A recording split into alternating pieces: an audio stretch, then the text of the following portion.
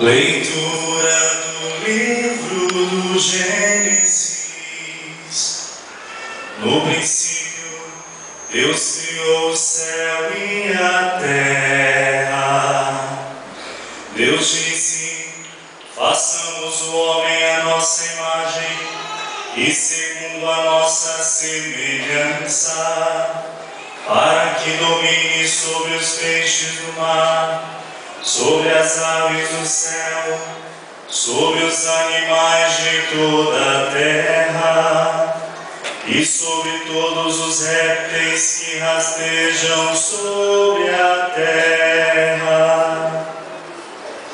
E Deus criou o homem à sua imagem, a imagem de Deus Ele o criou, homem e mulher os criou.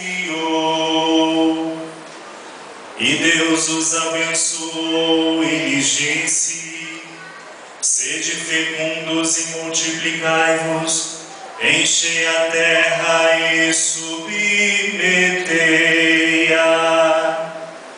Dominai sobre os peixes do mar, sobre os pássaros do céu e sobre todos os animais que se movem sobre a terra. E Deus disse: eis que vos entrego todas as plantas que dão semente sobre a terra, e todas as árvores que produzem fruto com sua semente, para vos servirem de alimento,